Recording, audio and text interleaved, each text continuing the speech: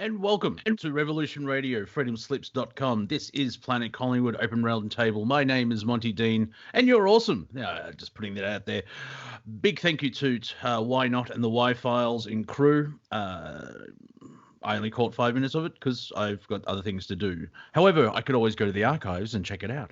If you enjoyed the last 2 hours, please go to freedomslips.com and revolution.radio and donate what you can so we can continue having Revolution Radio on air and Studio A and B, the longest running crowdfunding project on the internet until someone tells me I'm wrong.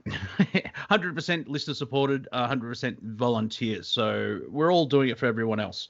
And this is an open roundtable. If you'd like to join myself, and I have 3 guests already, just send me a message via Skype, Monty_Dean, and I'll add you to the call. I think you can still tap into Freedom Screen. If not, when you're at the website, buy some merch so you can, if you do leave the house, of course, wear caps, t-shirts, maybe not a onesie unless you're a small child, and then pop into the chat room and hang out with awesome people. At the moment, Mr. Rose there, J Bear up, Lauren just joined, so everyone praise Lauren. Let's see. I've decided to call this episode of Planet Collingwood Welcome to Clown World, mainly because of just the insanity that we've seen in the entertainment industry over the last 7 days and other insanity across the board. So I'm sure we'll be able to fill 2 hours of just picking apart of people are stupid. Mainly, Gone with the Wind was taken down and then it was put back up again. The Faulty Towers episode was taken down and then put back up again. And so that does show that humans do have a voice and we sometimes are heard. So that's a good sign. I have been joined by Hijacker, Steve Zerilath, and I think John Z is in the green room munching on some walnuts. So he'll be popping in when he can. Let's see let's I'll spin up, get my 20-sided dice out. Steve, how are you, sir? Hey, I'm good. You made a 20-sided dice joke. Did you see any of the posts I made of the D&D man shorts? I saw episode 6. I think episode 6. Was that the was that the one with the military? The time machine where one of the characters turned out to be Alex Jones. Oh, okay, the conspiracy series. Yeah. Very funny. Yeah, the nerds are paying attention.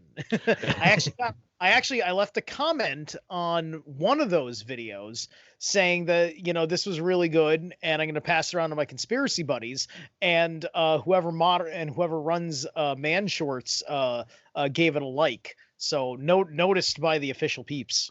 Oh, cool. I think that's Jason Mann, if I'm correct. He directed the episode. So, and there Melissa, the lady who's the dungeon master in the actual video, she wrote it. And so I think John Z has joined us. How are you, sir? Monty, darling, where did you go? I told you I was just getting my drink. You always hurry off. Yeah, I'm a comedian. I've got to do something. It's like he's getting a drink. Doesn't get much laughs. Doesn't play well in the Midwest. You know what I'm saying? Or maybe it does. I'm not sure. And we've also been joined by Hijacker. Hijacker, how are you, sir? Because I know you're the closest on the call to Seattle. Can you see the fires from where you live? Yeah, like I say, I'm just in my foxhole, and I'm just wondering, is it going to be another bioweapon or a war? Or a race riot? What's the next thing they're going to hit us with? So that's why I jumped on the call, hoping that somebody can, if somebody's got any information or any theories out there, I'd like to hear it. Go ahead. I'm not sure. Maybe not a new bioweapon. I think there may be a resurgence of the old bioweapon.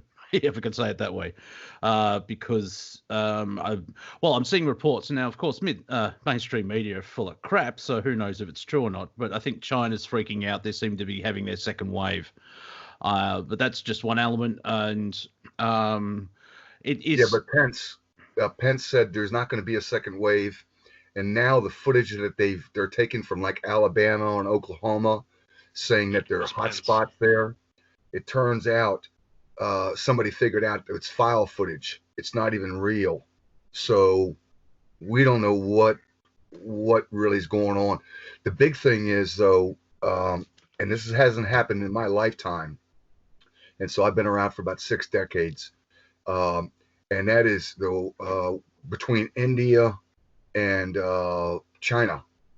So the Yes, I Indians saw that. lost 20 soldiers in a hell of a battle. It was a big battle, and the Chinese lost 43.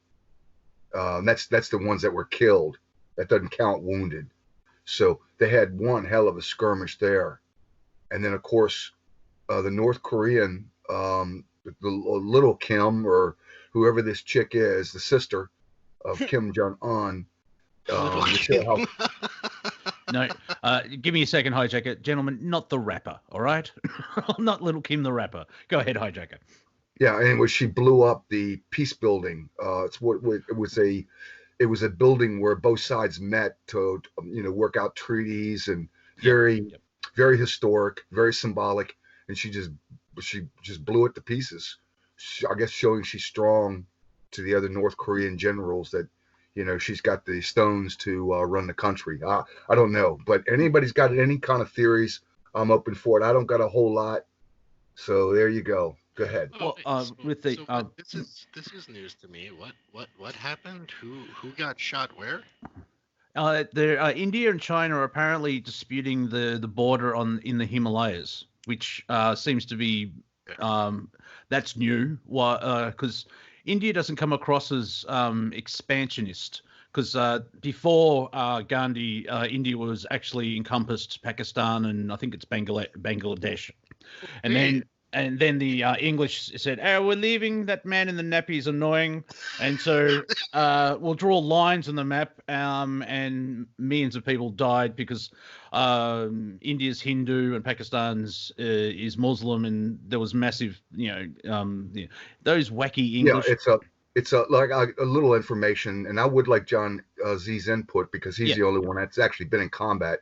But it's a little bridge. It's a little land bridge in the north part of India, surrounded by China, and then it opens up to a bigger piece, and it basically controls the Ganges River. And so my question to you, John Z, when 20 guys on one side get killed, including a lieutenant colonel, an officer, and 43 guys on the other side get killed, exactly how big a battle is that? How ferocious is that? And how many wounded would you calculate? Is it like 1 dead, 5 wounded? Tell me what is that like? There's a lot I don't know in that situation, so I don't know how long they were there. How long were they under fire? What part? What was the unit sizes? Well, I mean the amount of people. It was infantry. It doesn't sound like it was aircraft. Oh no, I'm just saying, like, the amount of people on each side definitely matters, though, and it depends how long they were there. So let's just to give you an example, let's say it took 10 minutes for 40 people to get killed. That's a huge force, right? Like, that's pretty big. Or if you stretch it out and you say, like, hey, like 40 people got killed over, half a day or something like that. It's completely different. Basically, it was over 12 hours. I'd be interested to know what the troop strengths were on each side, but no, that's definitely. You muted yourself there, John. No, there you go. Well, someone did. It wasn't me. Yeah, so I'd be interested to know the troop strengths, but think about it this way too. Think of how big or how well supplied they were. They were shooting nonstop at each other for 12 hours. It's a lot of bullets. Yeah, and now I'm going on past histories. I've got a feeling. Now I could be wrong. It could be just an Indian guy got upset and started running towards the Chinese and shooting it. But the Chinese people, the Chinese army and government don't seem to be nice, fluffy, bunny ears type of people. I'm sure India has always historically very vigorously protected its borders, especially areas where there was potential conflict. They would actually lob artillery shells. Yeah, well, without any information, I'm going to guess that the Chinese probably started it. They seem to be starting a lot of stuff, a lot of places. Yeah, well, with the Minister of Defense that Bruce was given from 2004, in that speech it just came across as like we're the first peoples, all the land is us, and we need to expand our country and take over the world, type of thing. And what I find interesting with everything that's going on, where it's like, oh, you're insane, hold my beverage, and it's more insane. Everybody, let me finish my point very quickly. Everyone, I think, is taking advantage of the chaos. Over. I have here a Zero Hedge, seems like it's an original article about the conflict. Shall I? Well, absolutely, because this is a precursor. Yeah. 20 soldiers killed in border clash with Chinese forces. Reports of 43 PLA casualties. Earlier in the day, we reported that Indian Army officials said that 3 troops, an officer, and 2 soldiers, to be more precise, had been gunned down by Chinese forces during a violent face-off in Galwan Valley in the Ladakh region Monday night. In an official follow-up statement, the Indian Army now says, as of Tuesday evening local time, that an additional 17 soldiers were critically injured in the exchange of fire and since succumbed to their wounds after being exposed to sub-zero temperatures in the high-altitude terrain. This brings the official Indian death toll to 20 soldiers killed, with the whole incident still shrouded in contradictory claims and lack of confirmation on potential Chinese casualties from Beijing, even after widespread unverified Indian media reports claim that up to 43 Chinese PLA were killed or injured in the clashes. One thing is for sure, that this is the biggest and deadliest border clash between the nuclear-armed neighbors in a half-century. The only thing approaching an official statement from Beijing appears to come via state media. The highly visible editor of state-run Global Times, Hu Jing, who's often served as unofficial mouthpiece conveying Beijing's official statement to the West, tweeted the following in the aftermath Tuesday, calling it goodwill from Beijing. The Chinese side didn't release the number of PLA casualties in clash with Indian soldiers. My understanding is the Chinese side doesn't want people of the 2 countries to compare the casualty numbers, so to avoid stoking public mood. And then let me just double check here. There is just, I think, 2 more passages. Important, Xi Jinping confirmed that there were indeed casualties on the Chinese side. He stated further, based on what I know, Chinese side also suffer casualties in the Galwan Valley, physical clash, in a follow-up tweet. Then there's a map.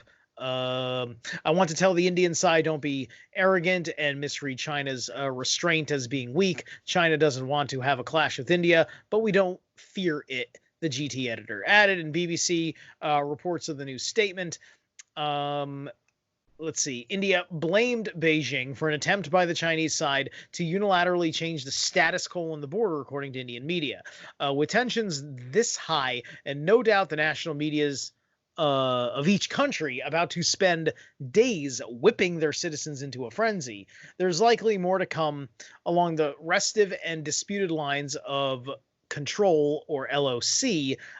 We should add that, strangely, we're almost done. The Indian Army is still claiming as of Tuesday that no shots were fired in the latest major clash. This, of course, a not so insignificant detail, which has left many observers scratching their heads. But then again, border skirmishes between the two have been known to involve stones, sticks, and fistfights. Given the high casualty count, gunfire is most likely, or perhaps they fought with bayonets.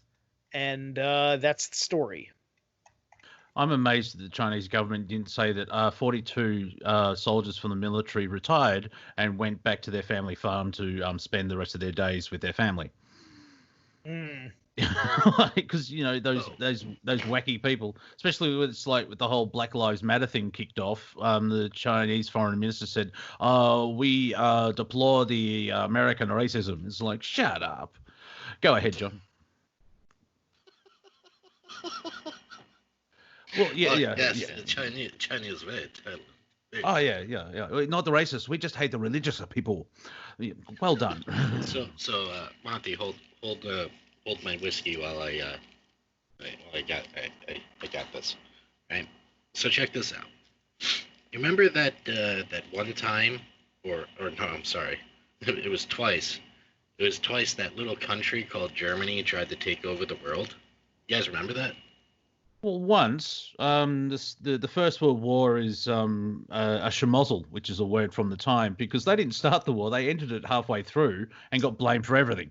And so the second time was like the great John Clark and Brian Dorr, two brilliant comedians here. John's unfortunately passed away. They do like a mastermind type of sketch thing, and one asks questions and one answers. And the question was, what was the result of World War One? And John says, World War Two? Correct. Because, Yep. Yeah, because if Hitler and blah, blah, blah, and the rise, and so, yeah. The second time was more pronounced than the first time. Go ahead, sir. Yeah. So, that time that little country took over pretty much all of Europe at one point, right? Or at least Yes. the central region.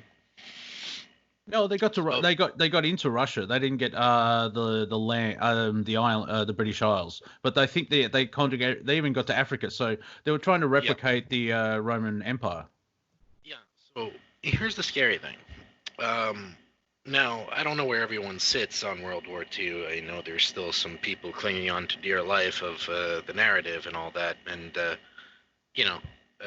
Rest assured that no matter what you believe, the truth is usually somewhere in the middle, if not highly skewed at this point. Anyway, point being is that if we accept that we're witnessing pretty much the same setup as before, that means that there are players backing China. And the scary thing about China is that they have enough people to actually take over the world, which is kind of crazy thought. Yeah, without a shot being fired, they just have to turn up. They've got 1.2 billion people, and they've got our restaurants already. Go ahead. So wait, was the one child policy a lie? Because I was told that because of their one child policy that they had up until recently, that their population was going to hit a sharp decline before the reversal of the one child policy. From what I understand, that yes, it is obviously a strict policy enforced. However, there's an asterisk. So there's a lot of trafficking of second children. There's a lot of bribes to pay people off and say it's a cousin or from a family member that died. So yes, it was strictly enforced at a punishment level if found out about, but more than likely, that has not been the case. Yeah, and you've seen the propaganda machine in China where, like, when at the start of the year, remember those heady days of February? Wow, it seems like a decade ago. The virus is fine. You know, the lockdown's okay. The government will save us, and you can just see that vacant stare in their eyes when they're talking to the camera people. But they had a cultural revolution, which sort of goes back to the start of the show with the whole clown world. They're trying to remove certain bits of culture by removing statues and getting rid of TV shows and everything else like that.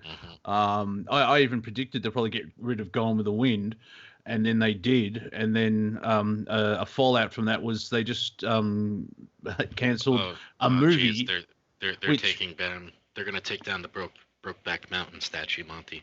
Such a shame. Yeah, that's a slightly different thing. The first African American actress, so it was a lady who won an Academy Award, was in Gone with the Wind. So, like, yeah, well done you. cretins. It's like, oh, it treats, I just watched Critical Drinker. He's a Scottish chap, does reviews, and he's a writer. He was just made a point about Gone with the Wind because it's problematic and it doesn't fit in with the guys of today. That's because it was a movie made a movie made in 81 years ago, and it's a period piece based in a civil war, which I think was 60 or 70 years earlier. And it's like, oh, they treat Africans, black people badly, because that's what sort of happened. It's called history. The reason she won the Oscar was for like putting this portrayal in there that like the whole reason why you've got a thing that exists like a Black Lives Matter is because of Hollywood doing the black community a solid with a proper depiction of an African American slave woman of her. I actually watched it last week, and she's not made fun of. You feel for her, and she loves Miss Scarlet and everything else like that. There's only mentions like you have a firm hand and all this stuff. They never used the N-word, which I'm glad for. But they had darkies, and they never mentioned the KKK. They went to a political meeting, but it was made to. It wasn't just made for white people. They actually made it so the African Americans can enjoy it. Sorry to break that up, Steve. Go ahead. How many of these idiots have actually bothered to sit through an actual bigoted film like Birth of a Nation? They probably can't handle it. It's like experiencing an exorcism or something. Yeah. And it's interesting as well where, like, the Democrats, we're here to save the black people, so vote for us. It's like, well, hang on, didn't you have all the slave owners and you wanted to stop slavery and everything? And it was the Republicans that freed the slaves and everything else like that in that, two-wing paradigm. Clown World, you may know that you can start, dear listener, you can start using that when it's sort of not a defense mechanism, but it's a better way of dealing with the crappy reality that we seem to be in, where if you see something outrageous and stupid, not offensive, it may be offensive in a certain way, but you realize it's Clown World. Like, oh, we have to get Gone with the Wind. Why? Because it's the first African-American that won an Oscar? Or, wait, you know what I mean? It's slowly turning into a very weird comedy. Right. I mean, she was also the first African American, because she was winning that award. She was also the first African American to be invited as a guest to the Academy Awards. No, she wasn't allowed to go. I watched the documentary. She wasn't able to. She was. Really? Oh, yeah. I thought I had just heard something else in context to this very subject. It was like on TV. I guess I was, maybe it was, maybe she got a lifetime achievement later. I don't know. I heard that she was the first to. She probably would be eventually, because it was 1930 or 39. So maybe in the 40s, maybe after World War II, where there was that slight change where they actually probably allowed her to. I think she was able to go to the premiere in Atlanta with 30,000 other people because they actually, I haven't seen it recently, but I'm fascinated to see a better documentary on it. They actually had veterans from the Civil War watch the film as well. And you can still watch it today. It's very long, so cancel that calendar for a week. It's like 3 hours, 3.5 hours, 3 hours and 45 minutes. But it is a good movie. If you don't like it, that's understandable because it may be not your cup of tea, but it still holds up. And some of the effects and the shots and everything else like that, and they were thinking about filming it in black and white. And I'm sure they would have a field day today. It's not all black and white, but it's in color, and it is gorgeous in the scope, and it is an epic film, and there's a reason why we're still talking about it today. You want to know the real reason why they took that film down? Because it destroys their reparations argument. Because you watch a wealthy slave owner not have anything to reparate back to them by the end of the film. Well, yeah, because the North and the carpetbaggers came down and basically raped the South. Go watch the movie Glory. You'll see exactly what we're talking about. There's a scene that shows you the whole shtick of what they did. Also, I'm going to have sort of like moments in clown world. Some Black Lives Matter or rioters, they defaced the monument to that garrison in Glory. It's like, are you complete morons? There was is it not squadron group, platoon? Is that the right word, John? Or when you have a large group of people, what's a collective? Troop, I think. What's the collective of a group of soldiers under control of a colonel? Anyway, I don't know. I know a troop is one terminology for but yeah, they fought in platoon. A platoon. Thank you.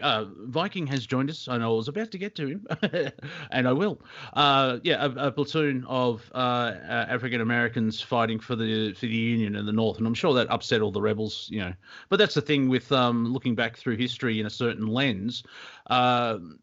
It was about slavery. Well, no, it wasn't. It was 7 states decided to secede from the Union because they didn't like how they were treated. And then Abraham Lincoln, like a drunken husband, came in and started beating the crap out of his wife. Now, I can't think of a segue after that to bring in Viking. So I'll just say the Viking is here, ladies and gentlemen. Hello, sir. How are you? Well, back in those days, it was probably called the brigade. Platoon now, but a brigade back then. Yeah. Well, I was just kind of listening to the whole thing about China. What's interesting is I was pulled up some stats here, and China has 1.43 billion, but India has 1.37 billion. They're not even 100 million apart. Now, this is my understanding is that China is very much in defense of their kind of country as they are aggressors. I don't think they'll ever attack, because the minute they commit forces to anywhere outside of their region, you got Pakistan, you've got India, you've got Japan, you've got all these countries that are surrounding. Ukraine's almost close as well. Can actually then they would be fighting too many fronts. It would just be absolute. Plus, you got nuclear weapons. All over the place. So I mean, I don't feel there ever will be a concern of China invading anywhere outside of their territory. Well, I just had a vision, a comedic vision. So I don't know if it's not a timeline vision, a comedic vision, that if China does anything, Pakistan and India's like, chaps, down tools. We have a worse enemy to try and conquer, type deal. Now, is it Nepal? Where is the actual? They call it China, but the Chinese like to annex things like Nepal and Tibet. And right. That's where it's at, but. I'm glad Viking brought up the this particular thing, because so basically this is the construct, and help me out here, Viking, because you're the Q guy, you're the Q apostle. So this is the narrative. The narrative is that this whole Black Lives Matter and this stuff that's happening in the United States is partially funded. It is by TikTok, Chinese company, as well as material and economic support and propaganda through basically the state media, the propaganda arm of the CIA, of this whole Black Lives Matter, and that China is actually flaming the fans, trying to get the fire going here, taking the sides of Black Lives Matter and all the rest. And so what the thinking is that it was actually President Trump that pressured Prime Minister Modi. Whenever you hear a prime minister or president, you basically, when you hear a president, it's something in the history that America had something to deal with, had influence over. When you hear a prime minister, it has to do with the British Empire. So just to kind of let you know that. Anyways, Prime Minister Modi, he put pressure on him, and that it was actually the Indians that started to put the pressure on China. Furthermore, that actually started the whole thing. Furthermore, it was the United States in the last week have basically put together a 3-carrier group, 3 aircraft carrier group, a lot of ships, and they're going into Indonesia, the Philippines, Japan, and along with other battle groups.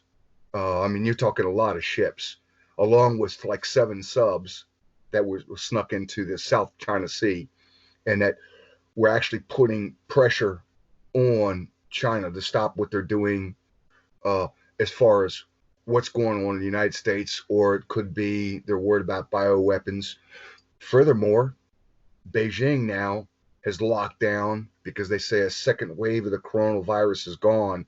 So this little thing that happened in India, it's connected, as well as what happened today with Kim Jong-un's sister. I don't know what her name is, the little witch.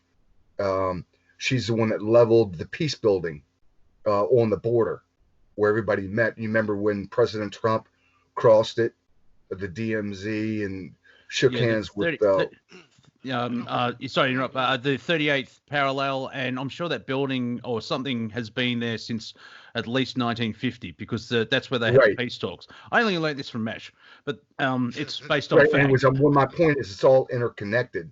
So, Viking, give us the Q take on these world events, how they're interconnected. Go ahead. Well, first of all, I'm not as much into Q as you think I am. I mean, I catch it now and then, and I understand the stratagem and the agenda. But I personally feel that this is just, you got what, 50 people that are, or 60 or 70 that are dead.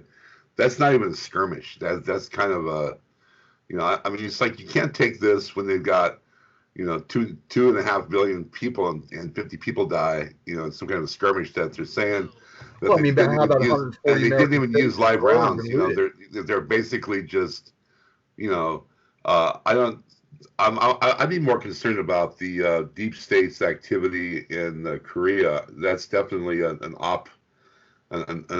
operation to destabilize our relationship with Korea and to throw mud in President Trump's face.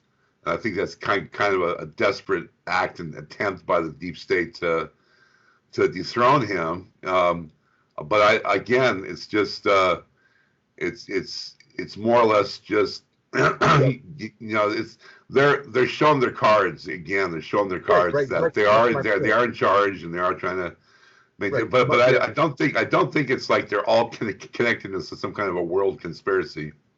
Well, here's my point. My point is the deep state, they've got cards they can play, and they can force President Trump to do certain things. So the deep state can go to their Chinese communist counterparts, and they can say, look, take a Taiwanese little small island, force the United States to back up Taiwan, and get them in a conflict 4 months before, 160 days before the election, to where he didn't manage the COVID-19 pandemic right. A lot of people died. He had an economic collapse. 40 million people become unemployed. 15 million small businesses were wiped out. We had 140 cities burned and looted in race riots. And now President Trump got us into war. And so the deep state, there was a conflict with China. And then the deep state can say, well, on the morning after the election, the reason why President Trump lost is because of all these things. He was inept. I'm just trying to figure out what is the next play of the game here, Viking, as far as from the Q angle. I mean, there's going to be roundup. Well, I mean, what's the next thing to come? Go ahead. I don't think that this, first of all, to say there's a second wave of this pandemic is ludicrous. There wasn't even a first wave. And that's more what's being exposed here is the fact that everything that took place was basically mandated with an agenda. And people are starting to really understand that this is not, this is not necessary. It was designed to, as you're pointing out, to try to deface and dethrone Trump. Trump had to let go. He had to take a step back. He did not want to seem totalitarian. Did not want to seem like he was trying to take over the country, so he acquiesced to the state and local governments to be able to play their hand. And what we see here is that the red states and the blue states play their hands differently. This is also being noted. He's not going to be condemned for what happened because he had nothing to do with it. He's basically exposing that. And as far as again, there was, how could there be a second wave when there wasn't a first? You know, this is really what's happening is all this information now is coming out that the masks were useless, staying at home was actually a threat to our health, and that the number of deaths were definitely doubled if not tripled what actually took place. You know, this is all coming out. Yeah, Viking, you're right. Trump's base has held. I mean, there's a few cracks in it, but by and large, supposedly he's got like 1 million people that have signed up to come to the rally on Saturday, and I don't know if it's Oklahoma or Kansas. Oh, it's Oklahoma. Oklahoma, yeah. Over 1 million people wanted to buy tickets. So he's got his base. My point is, they're trying to shut him down. In the meantime, he's out there doing rallies with 1 million people, and Biden's still locked up in his bunker. I mean, this is how ludicrous is this whole thing. Is this ridiculous the way it's being staged? It's very clown world. Steve, I think you wanted to share. Yeah. It was supposed to be Tulsa, Oklahoma. I think it got moved to Florida now because of what they didn't want to do or whatever. No,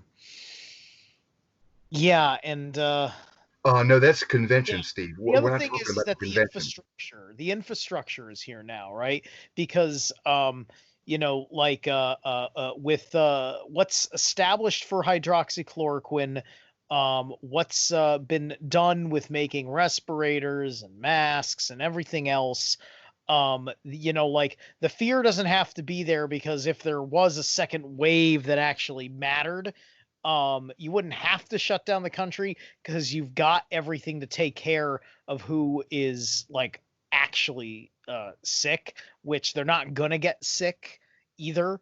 But the fact that we went and we built all this infrastructure, went through all this sanitation process, so on and so forth, we should be able to carry forward.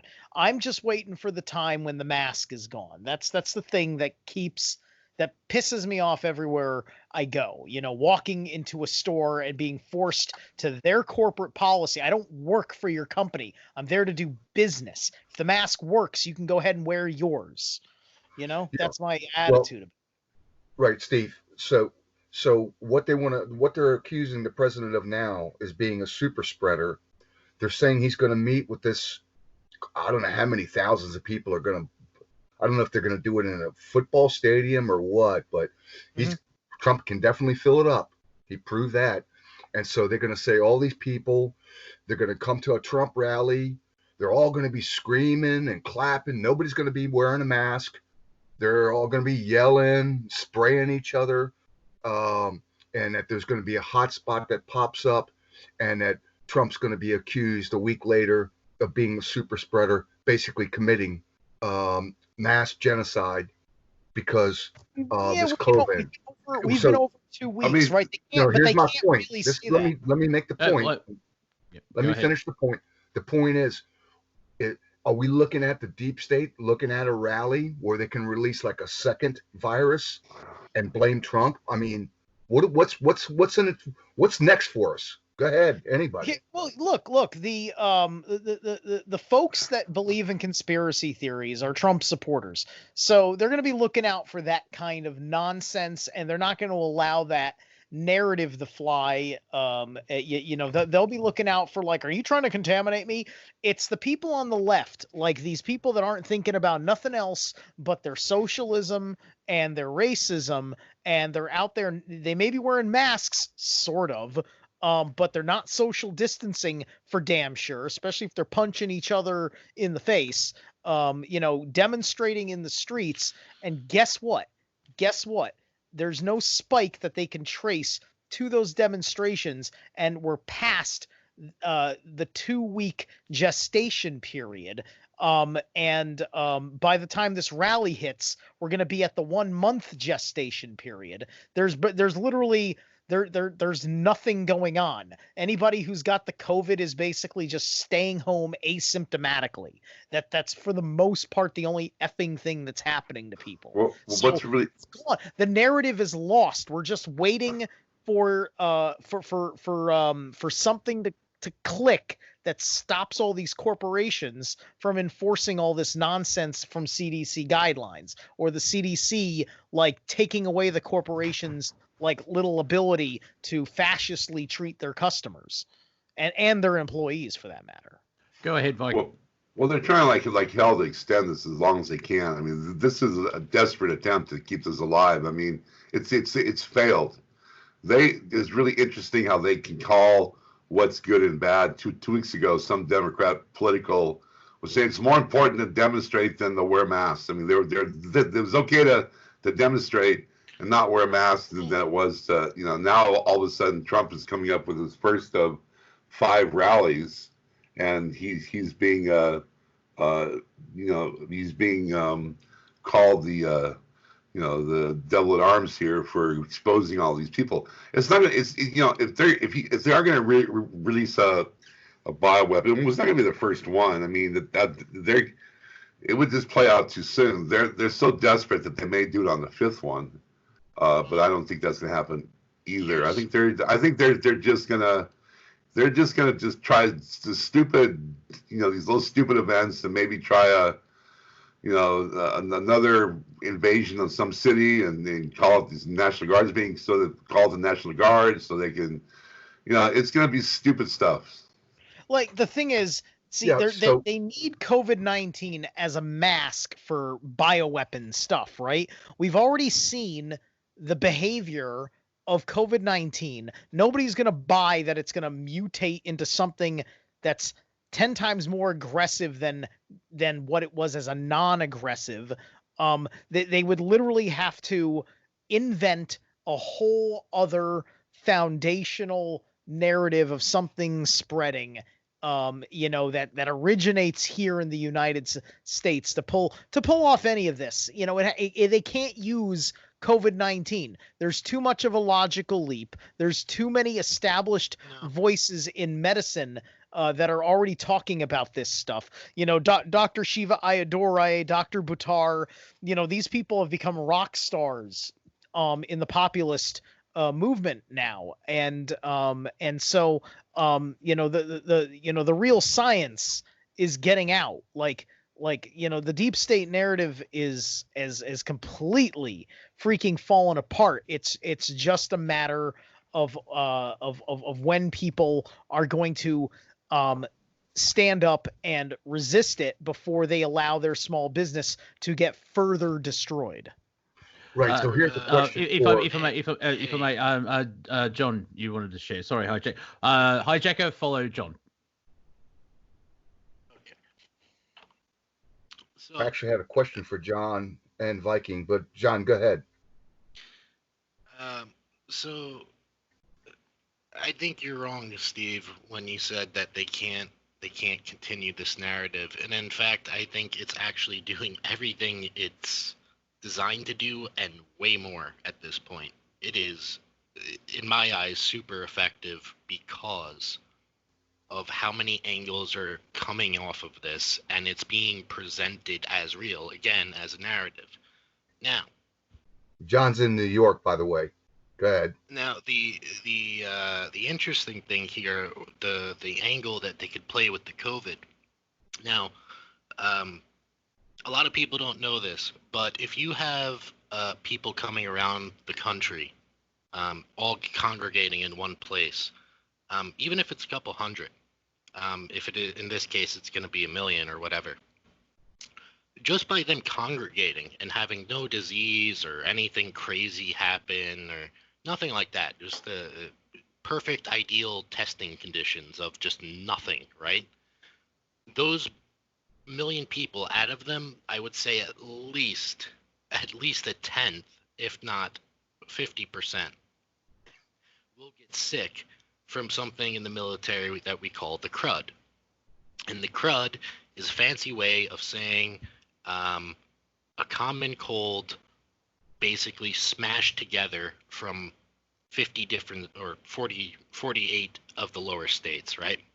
And all it is people not having the same immunities right away from certain things, because obviously there's different things to worry about in Texas than there is Georgia or wherever.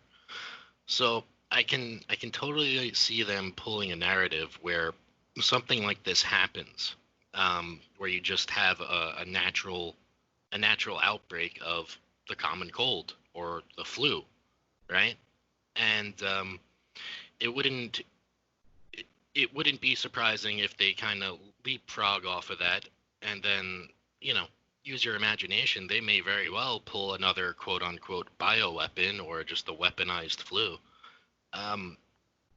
So yeah, the potential for this to go on is pretty substantial. Maybe not in a violent context, because violence, especially using how would I say, zombies, there's only so much energy they have at once, right? And at the end of it, they want their TVs. So right. So Monty, so let me. Oh well, wait a minute, Viking, because I got a question for both you and John. Let me finish. Let me comment on what he said first. Go ahead. It's very similar, John, to if you're going to be flying in an airplane, it's going into an airport, and you got people from all over the world, all over the country. The chances of walking out of your flight is about 28% that you'll come down with something. Just because you're in close proximity to, as you pointed out, all these estranged immune systems, and being on a plane that long, you're compromised because of the air and yeah. So I mean, that's natural. That's just a natural event. It's not because Trump is compromising, but that's what happens when you get a crowd together. And again, he's not going to even react or retort. You're going to probably see for 5 days after that rally how he compromises the nation. For 5 days, they'll be talking about this, the same spin on every friggin' station, and then it's going to die out. Just like I said, by the 15th, we're not going to hear anything about these riots. And I'm about right. About the 15th is happening, and you're not hearing many riots occurring. It's going to be one after another, and they'll spin it for a week to 10 days, and then it's going to drop out, and they'll have another one, and they'll have another one, but it's not going to do anything to affect his candidacy.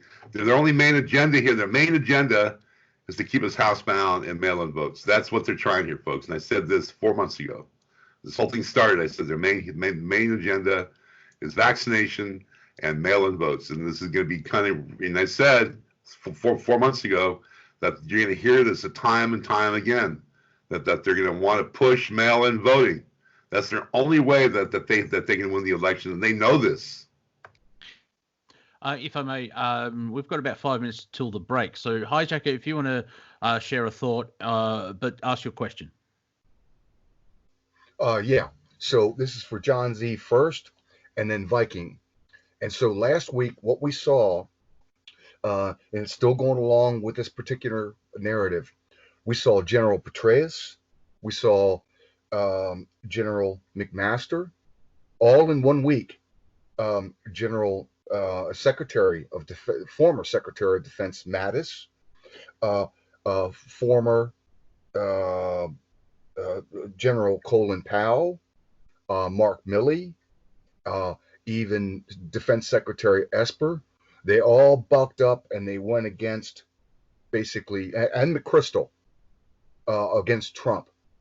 And so for John Z, since he's former military, how does that impact you when you have the top generals for the last decade all coming out against Trump? What is that? If you were you're in the rank and file, I don't know what you exactly were, some kind of special force guy. You killed people, right? So I mean, you were somebody. How does that affect you as far as your morale? And then for Viking, how does that fit with the Q narrative that the military? I can answer that. Let John go first. Yeah, let John go first. Go ahead. All right. So you're asking me what do I think about the generals and them coming out against Trump, and you're asking yeah. Right. How does you're that affect the asking me. morale? Hold on. I mean, this weekend. I'll change it to you have the chief joint of staff or staff or former ones criticizing the presidency in a public space. What is the response from the man on the ground, like the infantry? What's I'm gonna be completely honest. I can't even answer that because I'm thinking about this in a completely different manner. So, yeah. Actually, Viking, go first, and then I'll spin my craziness after the break. Okay, so the subterfuge here is that they're all dirty, and so what you're not hearing, what came out last week that actually was of really heavy significance and importance, was the Huma Aberdeen files on Wiener's laptop are being exposed. Right, they're coming out, and they're coming out hard and heavy right now, and they know that if this gets the attention that it's going to get, and it fall into the public purview, that they're all done, and also the witch Clinton lost her bid not to appear in Congress. She's now being forced to appear under subpoena, and this is also being swept under the carpet. So all these major things are happening, and so all of a sudden they're coming out with this: we hate, red man or whatever it is, we orange man, we hate him, but don't look at the fact that these files are being exposed, and that the witch has to go to court or go in front of the Senate. This is really what's happening. It's subterfuge. They're dirty. They're bought into this thing that maybe they're even have their hands in it, and they don't want this to be exposed. That is the Q narrative. John, you got about 60 seconds. Oh no, I told you I'd wait until the break. Oh well, yeah, I remember that after I finished my sentence. So good on me. Well, yeah. Well, Monty, wait a minute, Monty. Do a shameless plug before we get the plug. So go ahead. well, yeah, you're listening to Revolution Radio, freedomslips.com. This is Planet Collingwood. We're at a halftime, so we're going to go into the dressing room, suck on some oranges. For you, Monty, how people? You got Patreon? Do you got anything that supports you? Just my YouTube channel.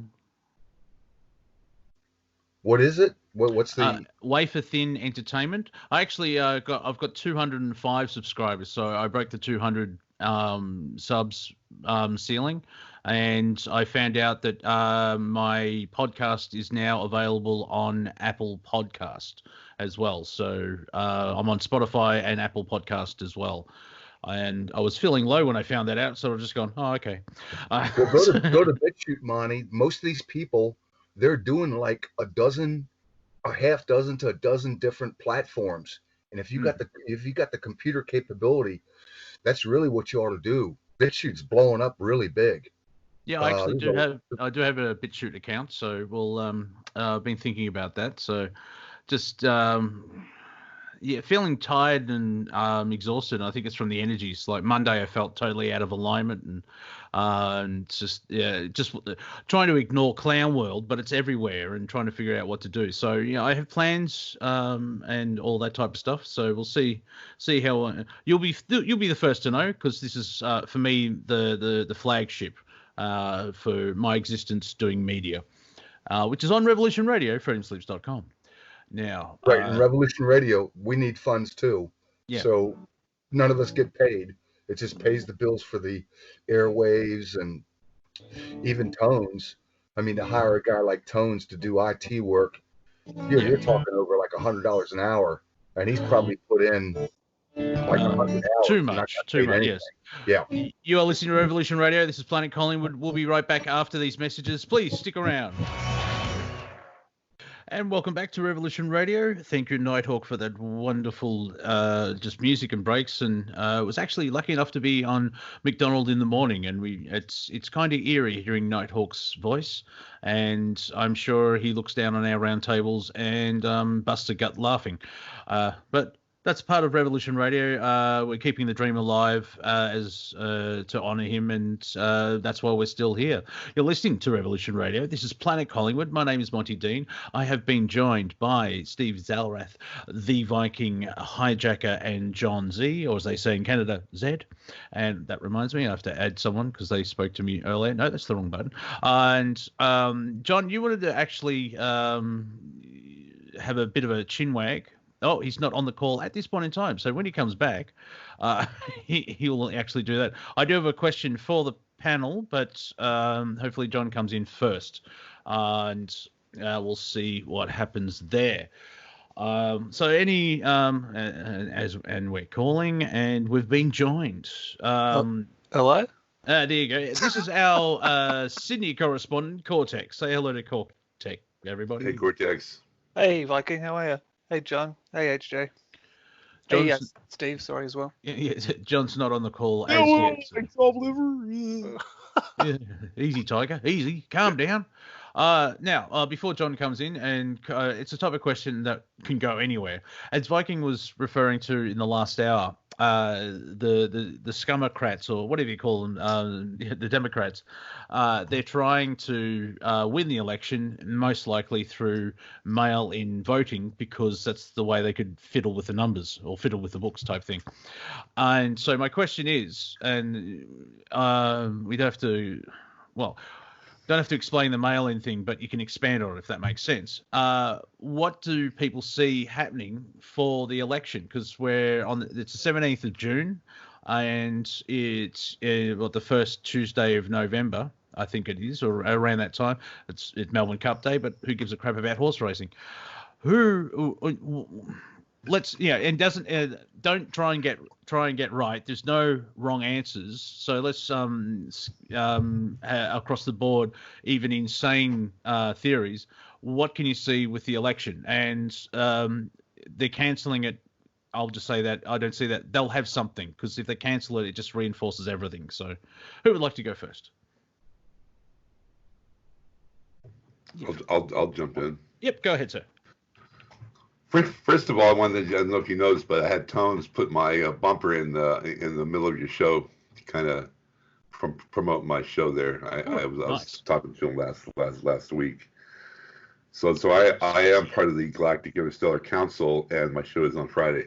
So anyway, what I'm seeing here is actually for the first time is that just skirmishes like we had last week with the generals and New Aberdeen and Hillary Clinton. Those are skirmishes that are taking place because they're being exposed. They're being pushed out into the limelight, and they're trying to distract and diffuse the situation.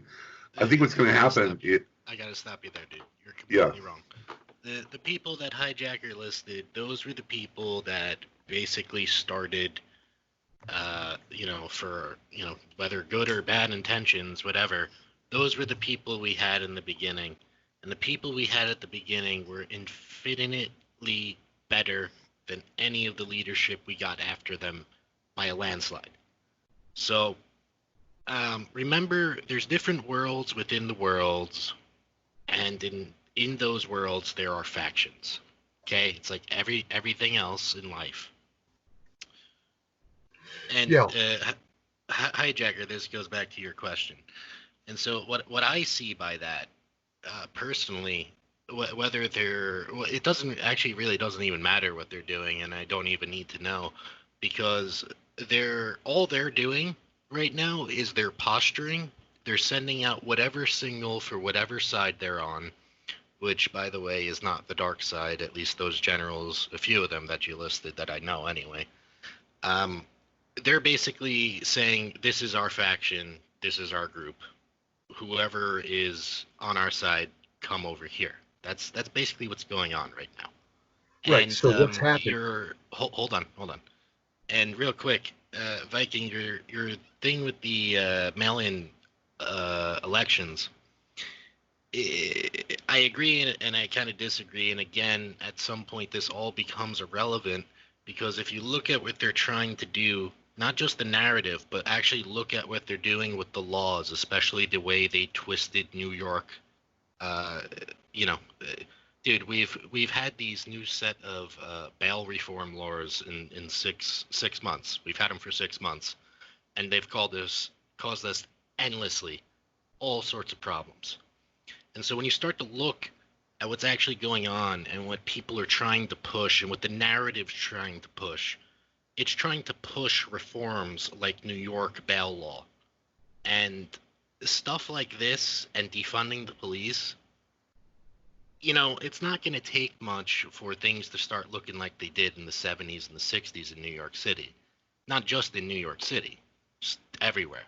Hey, John, what's the bail law? Can you run through that quickly? So basically, January of this year, January 1st, there was a bail reform.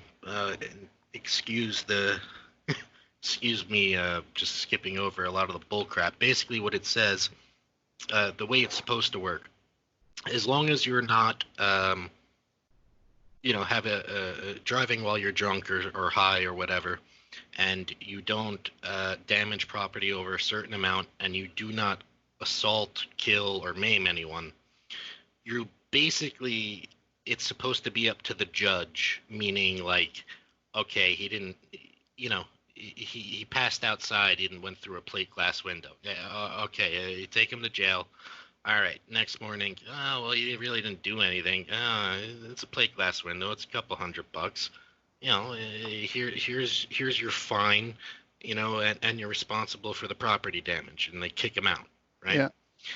And so basically, if you've done a violent crime or you're, found that you're, high out of your mind and you're a trucker or driving a car or whatever, basically it says you're automatically denied bail.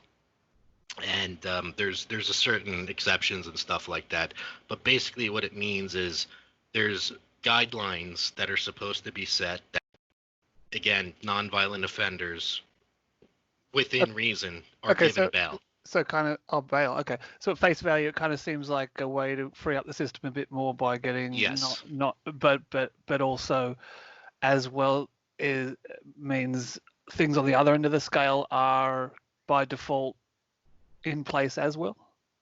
Yeah. There's been a series. I think there was like 2 or 3 people.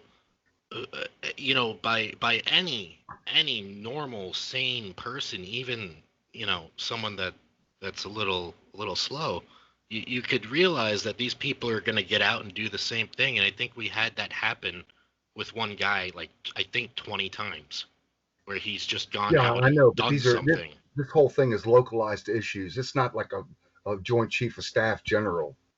So I mean, they're trying to push this in all the cities. They're trying to defund the police. And so realize, as all this is going on, guys, in every major city that has local jails or, major institutions nearby, depending on what they are, they're letting them go. So at the beginning of 6 months, in January 1st, a friend of mine works at corrections, and basically he works at it's basically a jail that's a holding cell for people to, figure out where they're going and get shipped off to do penitentiary or state time or whatever it is, right? And they basically let all those people go now because of this quote unquote COVID thing. And there's just criminals being released slowly into the wild, Like Batman. Yes, like Batman. Love a bit of Batman. But yeah, they'll try and... There is a precedent for it. In other words, in the Soviet Union, one of the things that Stalin did, maybe it was Lenin, but I think it was Stalin, as soon as the Bolsheviks took over, they actually got these psychopathic criminals and they recruited them right out of the prisons, and they actually brought them in. And these were Bolshevik foot soldiers that the Bolsheviks basically controlled. Jewish Bolsheviks, by the way. They controlled to actually kill tens of millions of, Orthodox Christians in Russia. So it seems to be a replay of the book, where you can go out and you can loot, you can burn, you get locked up as a rider, and they don't even have to do bail. They get kicked out, and then they can do it again the next night. So, yeah, that it is important what you're talking about, John. Here's a simple question. Is a very grade 3 level question. Is the DNC supporting all of this so they can have chaos? I guess it's chaos out of order. So Trump can be blamed and everyone vote in their savior. Listen closely, guys. Anyone who's trying to quote unquote game this out, take this chapter by chapter, step by step, like your coloring book, this is going to happen, then this, or this and this and this. Listen, things are so freaking chaotic right now. Nobody can tell you the time of day. That's how crazy this is right now. There's no tracking this. There's no logic. It can go sideways, it can go zigzag, and it can go backwards and forwards real freaking quick. Yes, yeah, I'm seeing that as well. Where, because this show's weekly, who knows what we're talking about? I'd like to talk about cakes next week, but I'm sure we won't. But anything that can come out of left field and change everything as well. As an observation, I think the narrative is not holding up. It's not holding its spell anymore, and that's causing the chaos because people are rejecting it. Go ahead, Viking. So, John, I'm still trying to figure out with that analogy with the bail and how you're trying to say that the narrative I'm putting forth that their whole concern is mail-in voting. You're starting to say that wasn't the case. Look, again, at the end of the day, all this doesn't matter. Okay. Whether Trump stays in or he gets outed, okay, the results are going to be bad either way. If Trump stays in for 4 years and then it comes down, the results are going to be bad either way. At some point, none of this matters anymore if the options are crap and crappier. There's no upside. It sucks either way. I understand. Man. No, I understand, but still, this is their agenda. They're still trying to force mail-in voting. You cannot. I know it's going to be a crapshoot. You cannot say that because I'm listening to the algorithms in the past 2 weeks, and every day that's being brought up. Every day that's like a main concern that they're trying to force mail-in voting, trying to shut us down, trying to lock us down. Saying that there's a second wave coming. The second wave is going to come. They're preparing us to be housebound. They want mail-in voting in the worst way. Go ahead, John. Yeah. I mean, look, man, the agenda of this could be infinite to the ends of the earth and to the ends of time. Okay? Because what they could really be trying to do is get us prepared for an invasion. Or they could be trying to kill us all. Or they could be trying to collapse the economy. It doesn't matter how it goes down. Giving him ideas now. No, actually, I'm not. In the last 48 hours, I think it was NASA, never a straight answer, they have come out and said there's possibility of 36 worlds that have alien civilizations on. And it's like, everyone's just gone, Project Bluebeam, are we going there now? Like, it's what I find interesting from the conspiracy world, is we're all freaking out because everything is it's a 5D chess, and someone's got the board and flung up all the pieces, and they're all floating. And I think that there seems to be a control over the narrative, and it's not working because how long's Chaz been in existence? And they've already called the fire department, which is outside. It's supposed to be an autonomous country, but they actually had to call the fire department because someone lit a dumpster on fire. I think an ode to the Last Jedi. Zing. The latest Paul Joseph Watson video where he just showed like, oh no, it's like a summer of love, and there's all these rapes, and he just put where basically at the end of the video he's basically just had a Chaz chalk outline chalk thing with the hammer and sickle, and then shithole goes from small to big. That's all distraction. The big thing is that even though President Trump, he's not gone through with all his promises. He is the strike point. He is the person that we need to make sure, that he gets back into power. If we have a change, it's going to be a radical change. You're talking Bolshevik level killing, seizing weapons, locking people up. If the Democrats get control, it's going to be hell on wheels.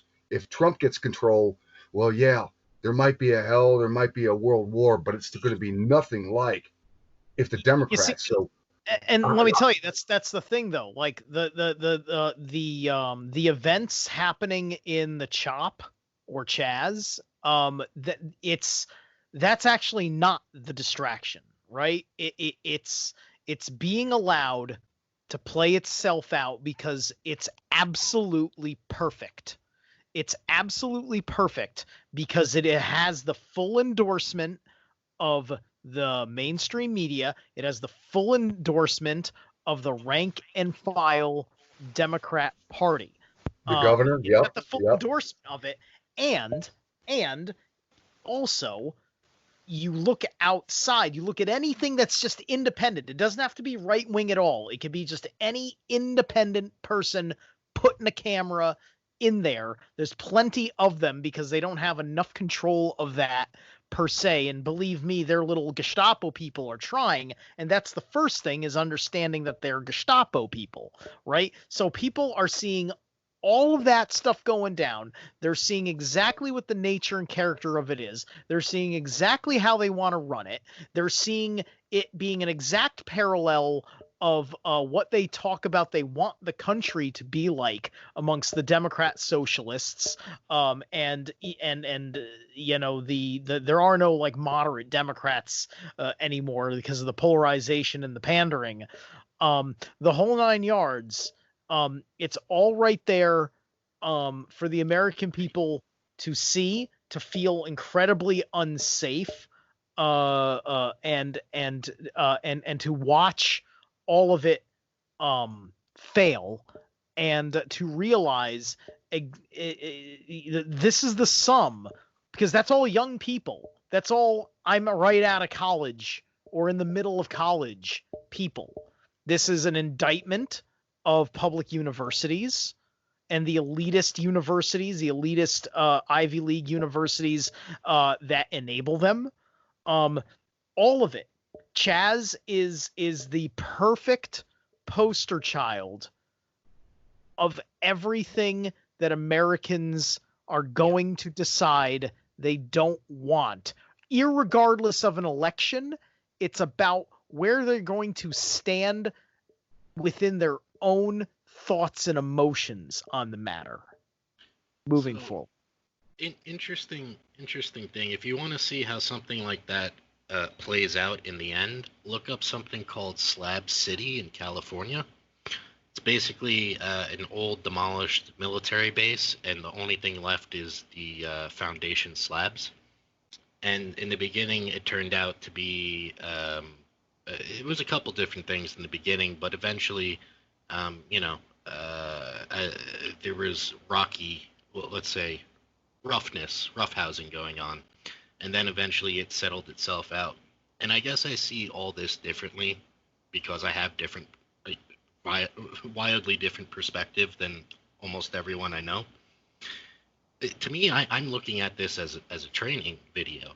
If you look at everything going on, and if this really is a warning, if this is a quote-unquote test, guys, okay? So everything we're seeing right now is manufactured, and if it's manufactured, whether a little bit or a lot, it's meant to be teaching or telling us something.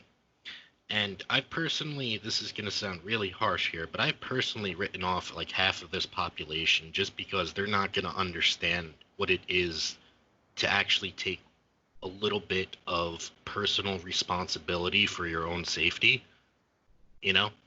And again, also, John Z, what you're saying, you're saying that this Chaz thing is actually an operation to show. No, I'm not. Go ahead. No, I'm not. I'm not saying that. I'm saying it could be. I view it, whether it's intentional or not. That's the way I view it, because the people that are awake and they're watching what's going on, they've probably come to the same conclusion as me, is that, okay, we really can't stop this at this point. Okay, all right, that's going on over there.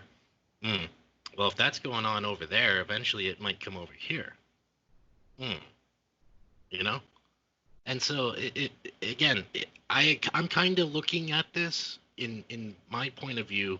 This is all a learning curve for the entire world that has never fought in a war, been in wartime in their home country. This is basically the lag time for everyone to oh crap, there's a lot of stuff to do, and catch up.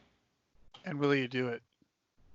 Exactly. What do you have the will to actually live and not just, be in a cushy, even a small town, I'm sure they do more work, but again, we have this thing called supermarkets.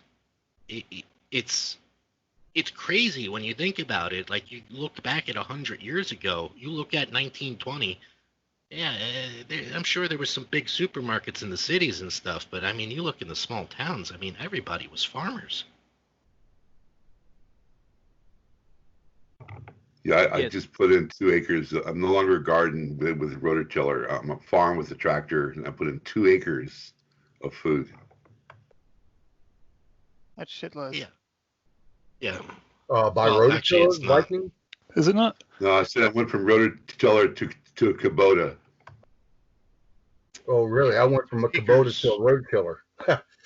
That 2 acres is a lot. That's a lot of food.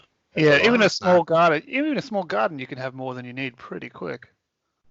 Yeah, but when you're talking 2 acres, yeah, that's a lot for a couple people. But when you're looking at it as a whole and the deficit, and you're gonna have to defend that, this becomes a whole different game, guys. Maybe smaller is better in that regard as well. Well, if you looked at the the vegetable garden at Chaz, it probably could feed 20 people for about a day.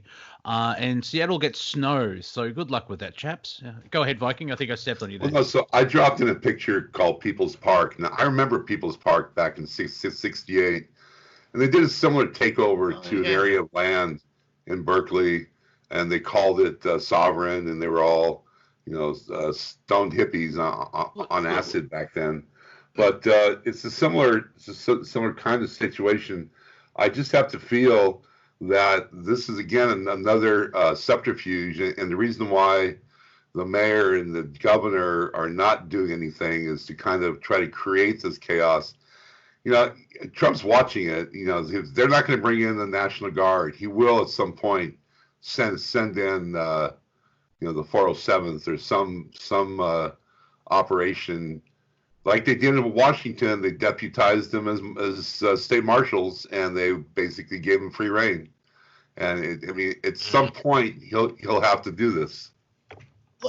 When the CHOP becomes the worst public safety nightmare for the rest of Seattle, not in the CHOP, as it continues to cultivate and attract what it is on the inside of it, and begins to really turn that public opinion, this isn't going to last till the election. It's going to last for a hot minute, because it's providing us with endless entertainment at the expense of a dying political ideology. But there's going to be a certain point where it's going to be a very serious fear and concern. Public opinion in that city will change and take out that element. And Seattle is listen, I made a video about this. Seattle is Starbucks. Okay. Starbucks is like the number one hiring mechanism for these people. Starbucks, everywhere you go, a Starbucks employee is a social justice warrior, Antifa or Black Lives Matter kind of hire. Okay. And what is the symbol of Starbucks? It's the Muzzaline. It's like it's a kind of mermaid sea serpent, a Lilith-esque character. This is the siren call right? This is hurting the entity behind that to jump into the occult aspect of it. The Chaz is like is like the puppet of the entity from Starbucks that is cultivating this kind of and I love Starbucks. I love getting fraps. Oh God, it's so good. I hate shitting on Starbucks, but you have to. Because of what's happening, right? So so my point is that Seattle's public opinion is going to turn and then it'll there will be a clearance for when National Guard, whoever goes in there, everybody in that city is going to be happy about it. That's what they want. That, Trump is waiting for them to make Seattle so horrible that, the people, when the troops come in, they will be seen as liberators. That's the politics that is necessary, that sends a message to what Antifa, the social justice warriors, and Black Lives Matter has become across this nation this is the mirror of their own mask being ripped right off. Yes, yeah. Speaking of corporations, are people aware of what happened to Domino's in the last 24 hours? What's happened to Domino's? No. Oh my God, what? Okay, everyone take... I can't handle it. Well, my local one at Mitcham makes awesome pizzas, but that's just me. But the press secretary of the White House, is it Kayleigh McHenry? Is that, I'm getting her name right? McEnany. Thank you very much. She tweeted, thank you, Domino. I'm probably misquoting. Thank you, Domino's. Awesome pizza as always. And then Domino's tweeted back, thank you very much. I'm glad you enjoyed it. And someone responded, that's it, Domino's, you're cancelled. And all these people are getting out of, they want to cancel Domino's now because of the interaction. Just a quick thing. This happened in 2012. The tweet was given in 2012 and they responded. So this is the cancer culture that we're not fighting against because they're just destroying themselves. It was probably a bot response anyway. Well, wait, that's connected to an old Trump commercial. There was a 555 Domino's deal at the time, and that 555 Domino's deal had a Trump commercial in it where a delivery guy delivers to Trump's apartment in Trump Plaza, and he makes a deal with the delivery guy or whatever, which makes sense because Domino's had a deal with Trump and The Bachelor because a winner of The Bachelor, I think, was responsible for the cheeseburger pizza that Domino's had done. Like he was like a winner of The Bachelor. That's the whole backstory there. Yeah, and it's all 2012, and it just showed the ridiculousness of it. Like people pointing out, dude, this is 8 years ago. Stop it. And yeah, I actually didn't see the ad that you're talking about, but I saw the start of it just briefly on Twitter. And of course, this is the desperation that these people are working against because they're fighting the good fight and they're here to save everybody. That they have to go back through 8 years of tweets to find something that doesn't agree with them and then attack the orange man who's bad. Go ahead, John. Here's what frightens me the most, because this is, to me, how would I say this? This is kind of inevitable at this point, regardless of what happens. Let's just say for a second that Trump gets elected and, everything happens all smoothly and no shenanigans happens. Let's just say that. Even if that happens, all we've done is we've bought ourselves time here, guys. That's all we're doing at this point. We're either biting the bullet and taking the plunge, or we're buying some time and then taking the plunge. So, the reason why I keep saying that we're going to watch this burn, I mean that, I don't mean that literally. Yeah, metaphorically. Yeah. And, even if the guy's in power, quote unquote power, right? He's president. Yeah, there's some things he can maneuver and try to do. And, it really doesn't matter at the end of the day, because if you look at all the cities, like the main cities now are all on their toes. Every cop in every major city, down to the smallest freaking town, they're afraid to do their job at this point because not only are they getting fired, but now they have a very real potential of getting assassinated on the street from social justice vigilante, revenge kills. And right. So yeah, John, this is a good point. So you talked about buying time. Hold on real quick. Let me just finish this. I'm sorry. All right. And the thing that I kind of see like coming down no matter what happens, even if we get switched out a president here, is this slow desertion and this slow dismantlement of this machine that we call the police. Historically in the last, I don't know, I would say at least 4 decades at this point, definitely longer than that, but the war on drugs has inflated the police to a point where they started to change their practices to only include people of substandard standards. And so what I mean by that is that the standards at one time were pretty goddamn good. From the 90s to like late 2000s, the standards were pretty much good across the board. And of course you have your exceptions. After Did you that, not? What happened? Go ahead. No. What happened? What were you gonna say? No, did you not hear his executive order today? He basically addressed the whole police situation where he's going to be doing extra funding to police stations that are going to be giving new training sessions, and also in the future, when there's a call, when there's somebody involved with a mental disorder, or if they're drunk or on drugs, they have to include a social worker to go out with the unit. So I mean, he is addressing this. I mean, this is not this is a situation that got flared up.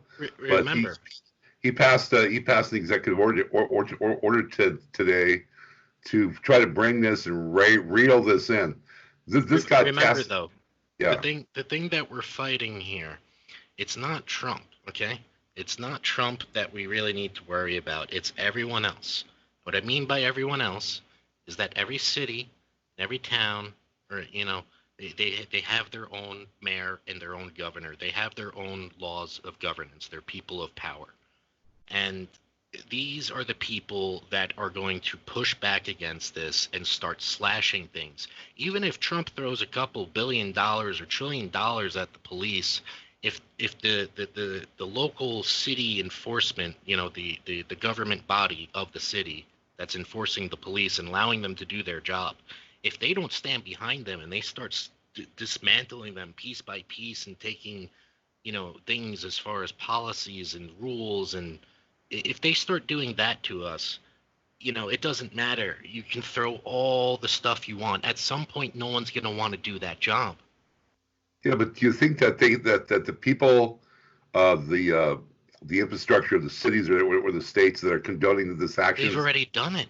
Do you think, though, they're going to get reelected in this next round? This is where they are doing it, trying to do it. And again, Trump will be bringing in the military, and he's trying to do that. And my point is that every time they throw this out there and it's on fire, he waits a couple of weeks for it to burn out of control. Then he comes in with an antigen to the toxin.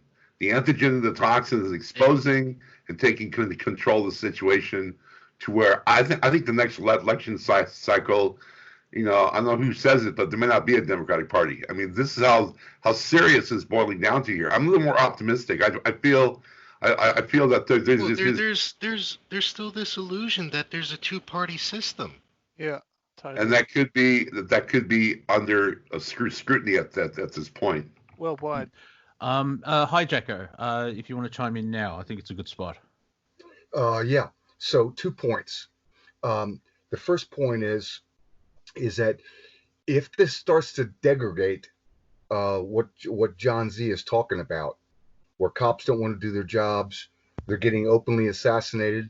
In fact, I heard about today, 3 cops got poisoned in their milkshakes. Somebody put some bleach in it. Yeah, something like that. Of course, we heard about that lieutenant commander, 75-year-old retired guy who was doing security work for somebody. He got shot in the back of the head. So you had the cop in New York. He got stabbed in the neck, and he took the guy's gun and shot 2 other cops. Then they shot him. right, yeah. But there's actually a lot more things that are being covered up by the media. But in that scenario, then once you get the breakdown, all these cops got big balls. They know they can't run. They know they can't put their flag up or like wear their uniform out in the open and badge and everything else. So then we go to a strongman model of basically city states where they keep their gang together. They got the communications, everything else. And so you got sort of a secret police. But my other big point, John Z, is that buying time. So let's say we buy 1 year. Let's say President Trump does get reelected, and we buy 1 year to stave off basically whatever is going to happen after that, that he's going to be forced to go along with.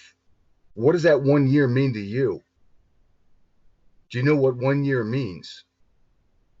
Not in this context. No, I don't. Right. I don't get what you're getting at. I do because I'm asking you, what's the context?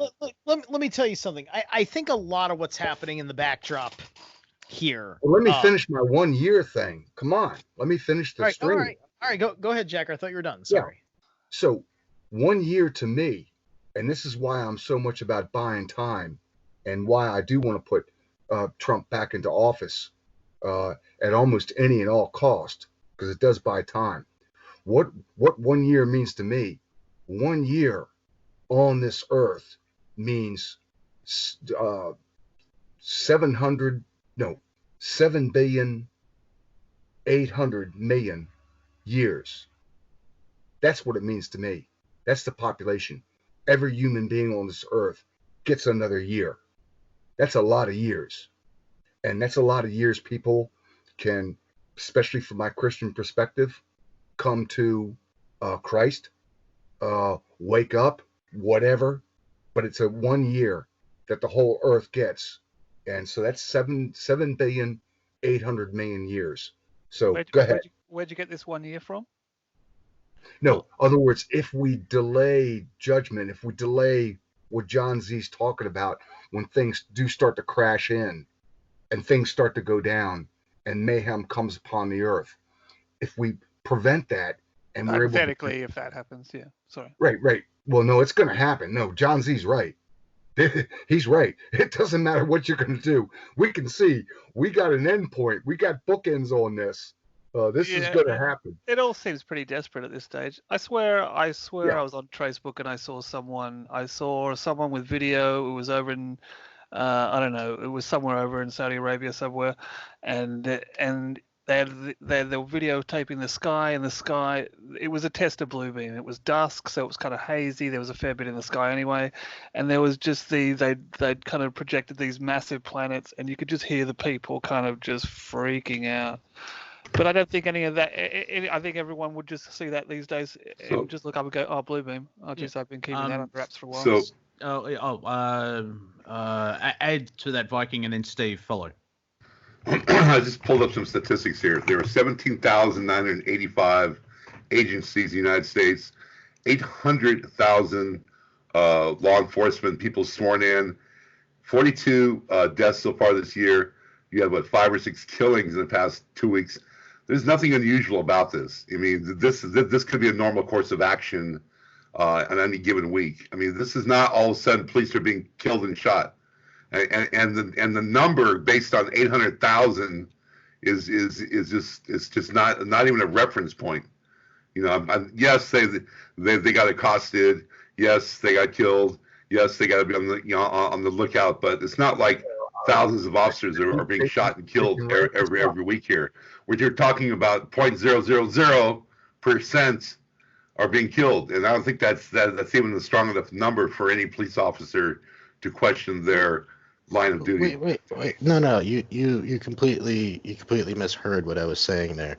I'm saying there was the potential for them to start getting killed, but It's not. The It's complete not so. the complete New York plainclothes division in New York, 600 officers, has now been disbanded. What do you say about that, Viking? They're gone now. Okay, well, John, finish your thought, and then Steve, please. No, go ahead. Go ahead. All right, Steve, you're up. Thank you. Right. Okay. I don't think that we're really going to see this kind of I don't think we're going to see like the escalation in the way that we're looking at, because these police officers, they have their union. The second a trend starts of a very small amount of officers that are being left like that exposed and not allowed to fight back against lethal criminal behavior as such, they're going to go on strike. They're not going to put themselves in the harm's way in the first place, because if the government doesn't have their back, they're whether they're on the beat or not, they're not going to be capable of protecting the public safety. So it nullifies their purpose in the first place, and then their protection under their union rules and the laws that protect their union come into play, and causes a very precarious situation for the mayor and the city council, so on and so forth, especially if these people won't protect them from their enemies, because I'm certain one way or the other, somebody like de Blasio is maybe pissing off a handful of people that he may want police protection from, and if the police have choose not to work, that means they can choose not to follow orders to protect said mayor. Everything. Can